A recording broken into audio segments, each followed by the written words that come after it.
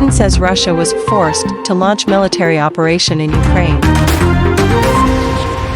On May 26th, Russian President Vladimir Putin stated that Moscow had no alternative but to launch a military operation in Ukraine. Speaking at a meeting with a group of business leaders at the Kremlin, Putin emphasized that the current conflict traces back to the chaos in Kiev in early 2014, when peaceful protests escalated into violent unrest, ultimately leading to the ousting of then-President Viktor Yanukovych, Ukraine's democratically elected leader at the time. People need to understand that we were not the ones behind the coup in Ukraine, Putin said. The West kept telling us about democracy and elections, yet they backed a coup as if it were normal. After that, Kiev started repressing Donbass and killing civilians with helicopters and fighter jets. Putin also underscored that Russia could not ignore the plight of Russian-speaking communities in Ukraine. As of 2014, roughly 30% of Ukraine's population spoke Russian as their native language, including the current president, Volodymyr Zelensky. Kiev and the West practically forced us into what we're doing today, and now they turn around and blame us, Putin added.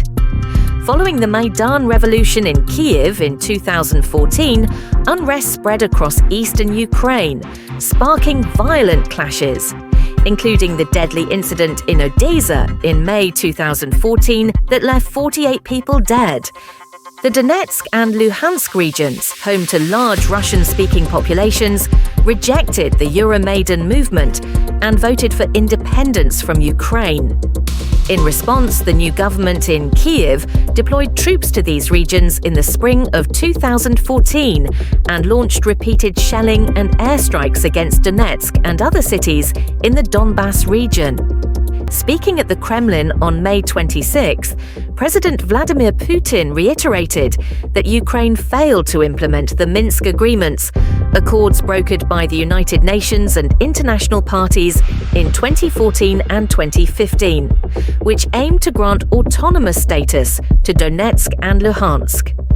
According to RT, Putin identified Ukraine's refusal to uphold the Minsk agreements and its marginalization of Russian-speaking communities as the root causes of the ongoing conflict. The Russian president also reaffirmed key demands for a resolution. Ukraine must abandon its NATO membership ambitions, declare itself a permanently neutral country, and formally recognize Crimea and the 4 other regions annexed by Russia as part of the Russian Federation.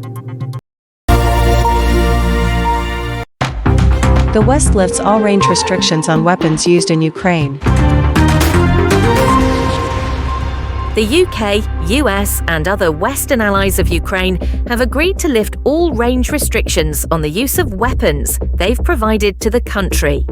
The decision came after Russia launched its largest drone attack on Ukraine since the full-scale invasion began in 2022.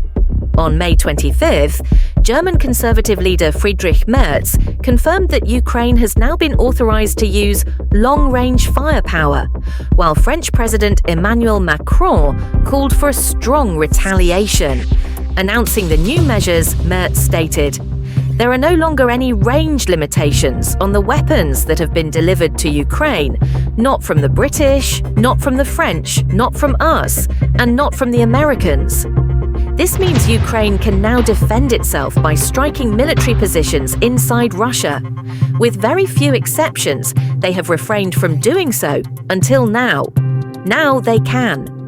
While the White House has not yet officially confirmed the decision, the move closely followed Donald Trump's public criticism of Vladimir Putin on Truth Social. In response, the Kremlin accused Trump of being emotionally overloaded, but thanked him for initiating peace talks. Kremlin warns West's long-range weapon policy undermines peace efforts. On May 26, Kremlin spokesperson Dmitry Peskov stated that the West's decision to lift restrictions on the use of long-range weapons supplied to Ukraine runs counter to Russia's efforts to reach a peaceful resolution to the conflict. If such decisions have indeed been made, they are completely contrary to our goals and efforts for a peaceful settlement, Peskov said, calling the move dangerous.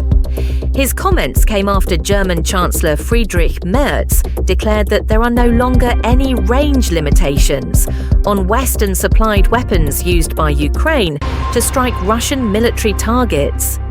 There are no restrictions from the UK, France, Germany or the US, Merz added, according to Euronews.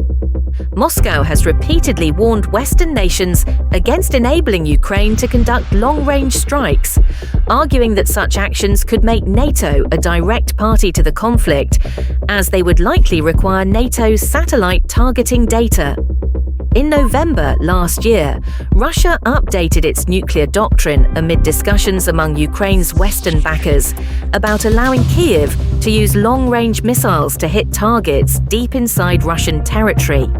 Russia has consistently condemned Western arms deliveries to Ukraine, claiming they fuel bloodshed and obstruct diplomatic efforts. Earlier this month, Russia and Ukraine held their first direct talks since 2022. The parties reportedly agreed to exchange record numbers of prisoners, present detailed ceasefire proposals, and continue negotiations.